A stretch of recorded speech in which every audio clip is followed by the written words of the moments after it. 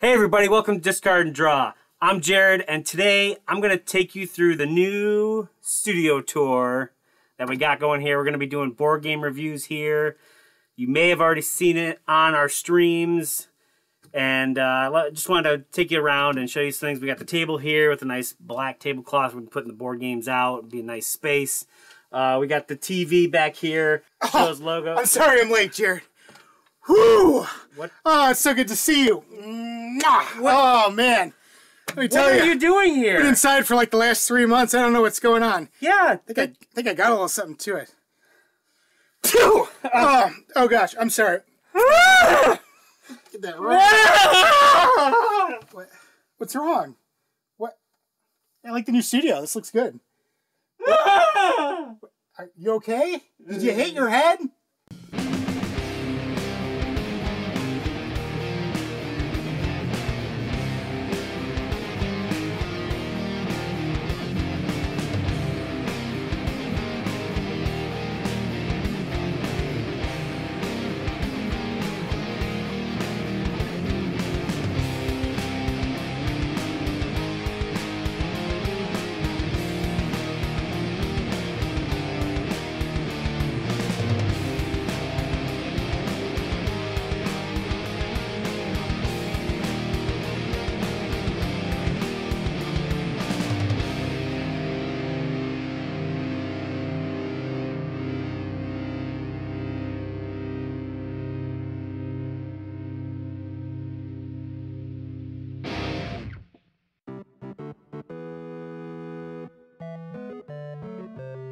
Hey everyone, welcome to a very special edition of Discard and Draw. This is our COVID edition.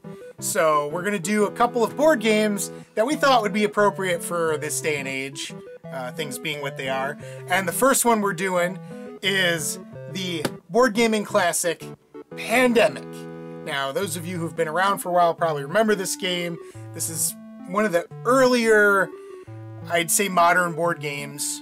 Yeah. I would say this is a classic. It's had tons of remakes and expansions since it came out.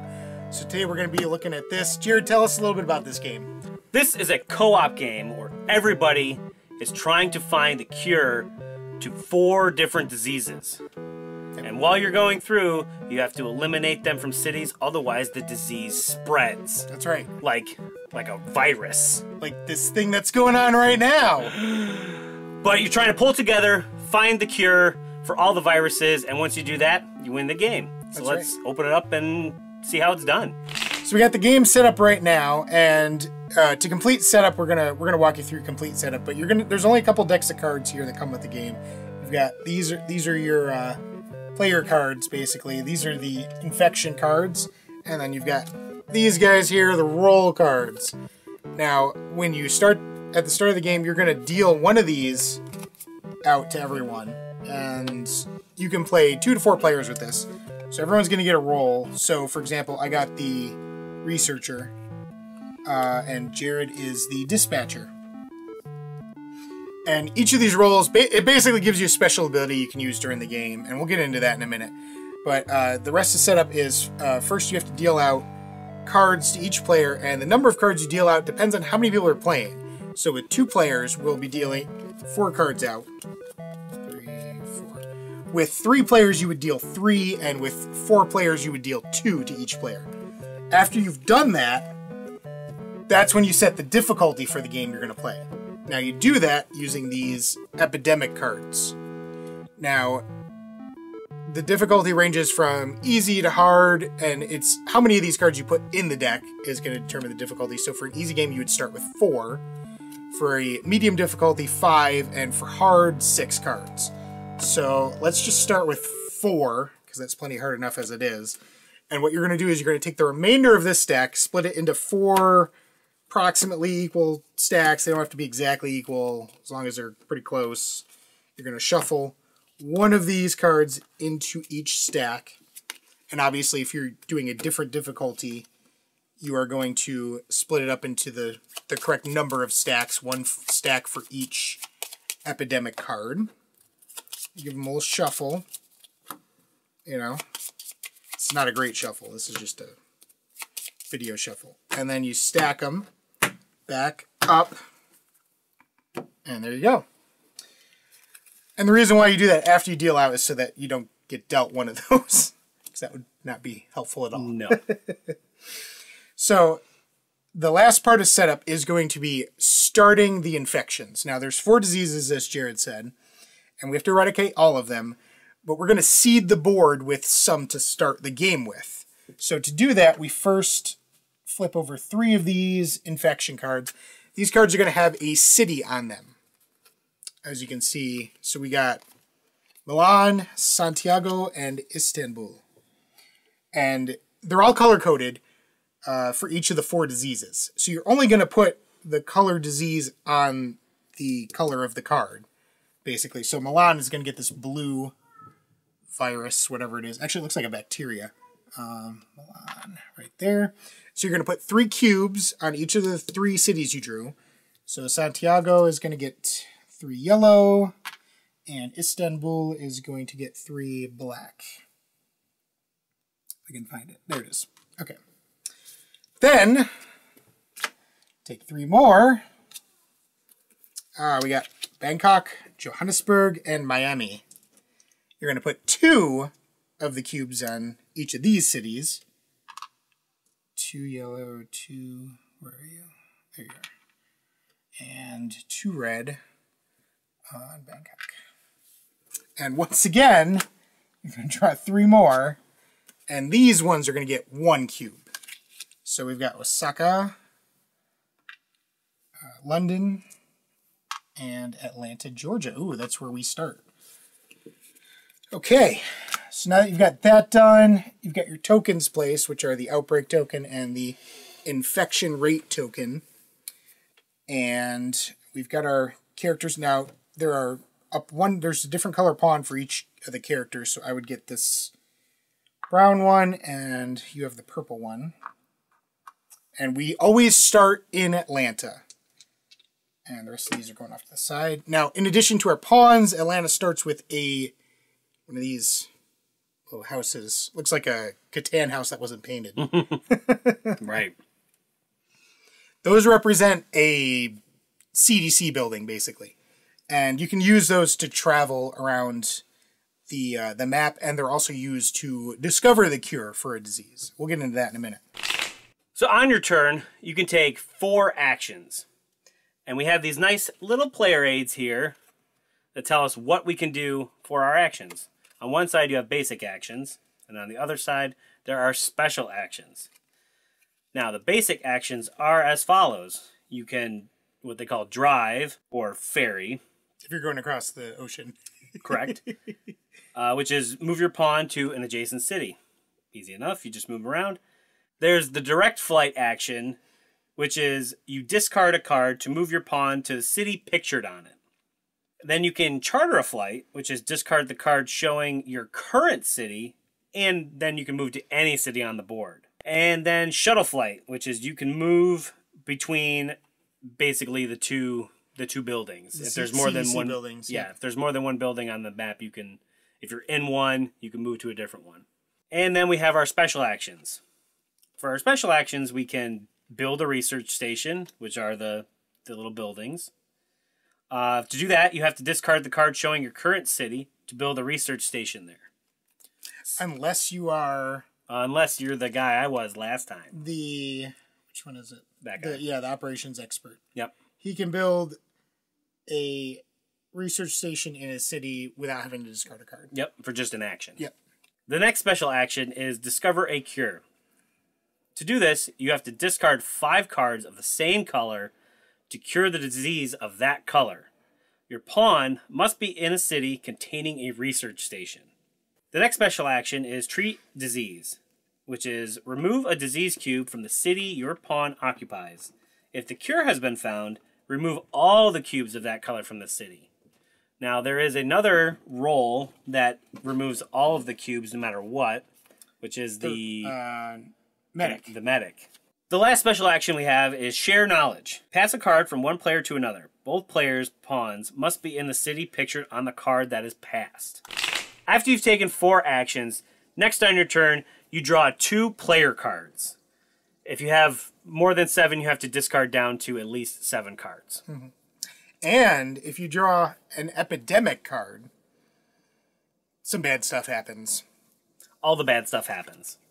Jared, why don't you tell us about the bad stuff? I will tell you about the bad stuff now. Increase. Move the infection rate indicator up by 1. That's bad. That is bad. Infect. Draw a card off the bottom of the infection draw pile and infect the indicated city with 3 cubes. Discard the card. That's not good. No. Because this is what happens. So you draw the card, okay, and you go, oh, look, that's Lagos. They get 3, 3, where is he? There is he. And it goes in here. And that's bad, and this is why it's bad. Intensify. Shuffle the infection discard pile and place it on the top. You heard that right, the top of the infection draw pile. That was a terrible shuffle, but I'm okay with that. That's all right. This is just for show.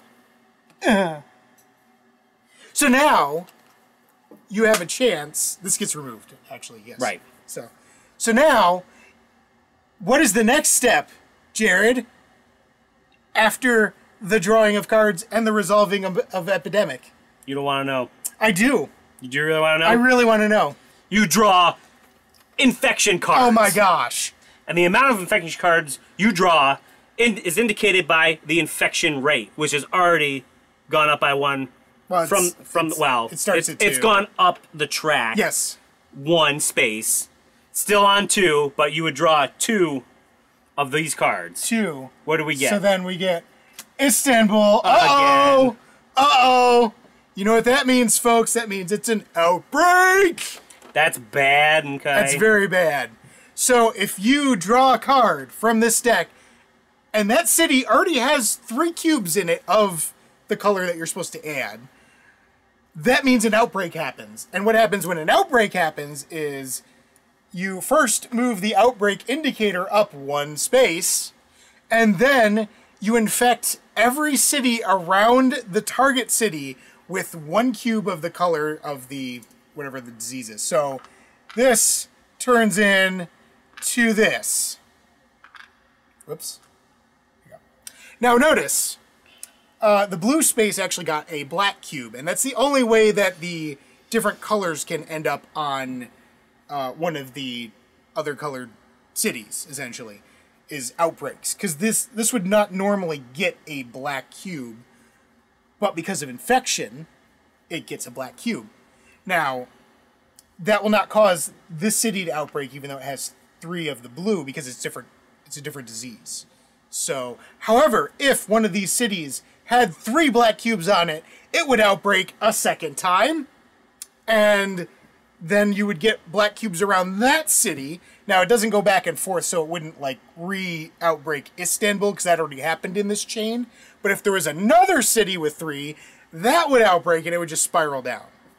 And this is bad for a couple of reasons. First of all, if you ever end up with 8 outbreaks, you lost the game. Game's over. You're done. Pack it up. That's it. That's Yep. it. That's the only way. And, You failed. And the world is infected. You've lost. We're all dead. Zombies. So one of these might be zombies. I don't know. Might So that's bad for that reason.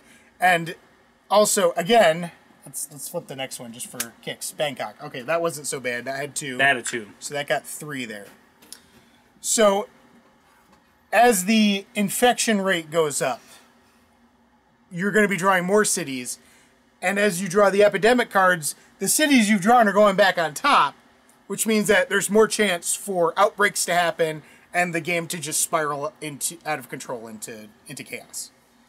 Basically, throughout the game, you're almost drawing the same city cards. Basically. A couple of times. Yeah. In a row. Which is bad. It's very bad. So you really want to keep on top of those cities that have 3 cubes. Right. You want to keep them at, ideally at none, but at least 2. At least 2. So that if something happens like that, you don't have an outbreak and stuff doesn't happen. Right. And that sucks. Now, the other way you can lose the game is if this deck right here runs out of cards. If that happens, time's up, you lost. Okay? Took too long. Took too long. The third way you can lose in this game is if you need to add a disease cube to the board and there are none left of any particular disease. That's another reason why you don't want outbreaks to happen, because you start adding cubes and eventually they run out and then you lose. So the only way to successfully win this game is to find all 4 cures. That's the wrong spots, but there we go. Put them on the board, and then you win. Even if there's cubes left on the board, you still win as soon as you discover all 4 of the cures. If you do happen to discover a cure and remove all of those cubes from the board, then you flip it over to the sunset-looking side. And basically, at that point, no more of that colored cube can be added to the board. It'll never come back. Even if you flip the cities and everything, it's wiped out. It's done. So that's cool if you can do that. But that's not the important part. The important part is actually just finding the cure. Right. So, and that's what these cards are for. But there are also special event cards in this deck as well that you can draw. And these do all kinds of different things. And they can be played whenever. They don't count as an action. Like this one is Forecast. So you can look at the top 6 cards of this deck and rearrange them. So, and you can play it at any time. Doesn't require an action. You can even play it when it's not your turn, basically. So those are really powerful. You really gotta, you want to use them at the right time, because if you use them at the wrong time and then later you're like, oh, I should have saved it, and yeah, that's when a game can go south really quickly. So, Bran, what do you think of this game? Oh, that's a hard one. So this, as I said, this is one of the earlier modern board games. It's been out for a while. It has been out for. I actually got this copy late because I got this in it was somewhere around 2012. I don't remember exactly what year it was. It was plus or minus 1 year around there when I got this, and I got it because I felt like I should have it more than anything. Because the thing about this game is, this is a fantastic game to bring in new board gamers. If you want to play a board game with people who've never played modern board games before, and you want a good, like, introductory game to play with them, this is a great one. Okay, this is a fantastic introductory game. I mean, there's tons of people who will tell you that this was, like, their first modern board game. Right. I think, actually, Rado said that this was like he went into like a games store to get like Scrabble or something because they were going on vacation, and the guy sold them on Pandemic and he loved it.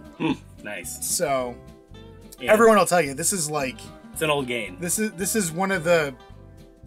a gateway game. That's what this is. This is a great gateway game for new players. I actually play this with my in-laws who haven't played modern board games before. They played like, Monopoly, Clue, whatever, old games like that. Right. Never played a modern board game. I brought this along on a trip one time and got them to play it. I taught them the rules. They loved it. They think it's great. And my mother-in-law actually asked for one of the Ticket to Rides for Christmas. I think it was last year or the year before. And so she's starting to get some other board games because of this. She's getting into it. But I started her with this because this is a great way to start someone out. If you're not looking for something like that, it's okay. Personally, I think it's too luck-based for my tastes, because a game can go south really quickly depending on what cards come up and stuff.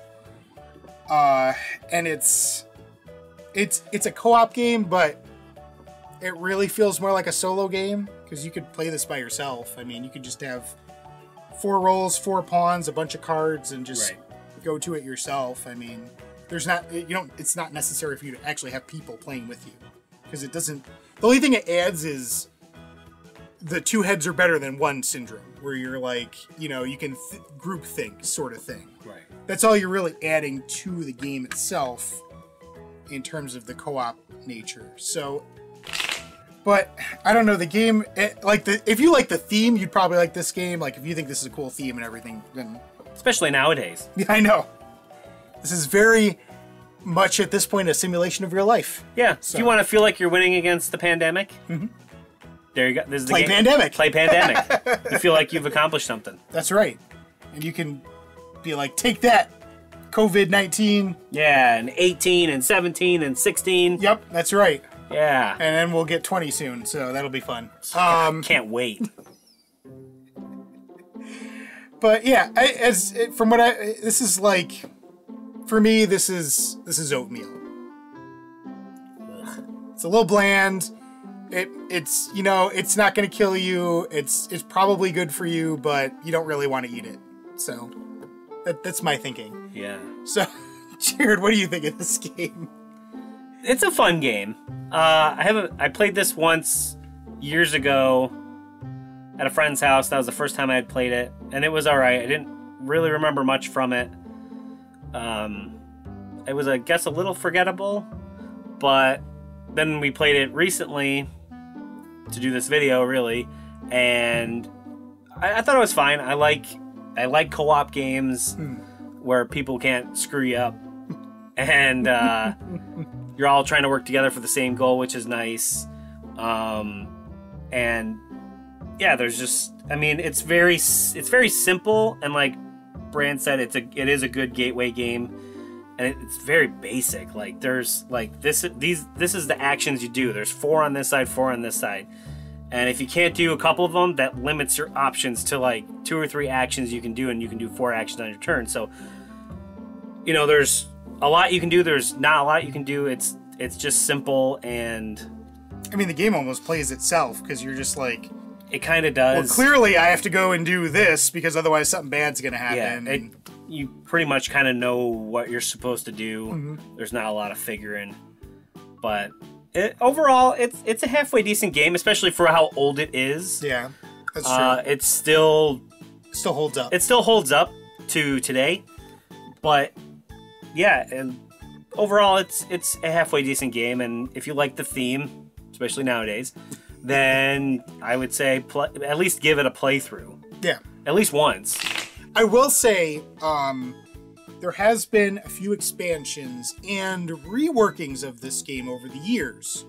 So throwing some of that stuff in might spice it up a little bit. We're just doing the base game right now. This is just the basics, just what you got back in the day when this first came out. So if you want to try and spice it up with some expansions, there's a lot now, and there's, like I said, there's some reworkings. There's one that's like Pandemic Istanbul, where it's just like the Middle East. And I think they threw in some new mechanics too. So that's it for this episode of Hold on! That's not it for this episode of Discard and Draw. Okay. As I said, this is a special COVID edition. We just did the game where you get to beat the virus. Now we're going to do another review where you get to be the virus. That's right. We're reviewing, as a follow-up, Play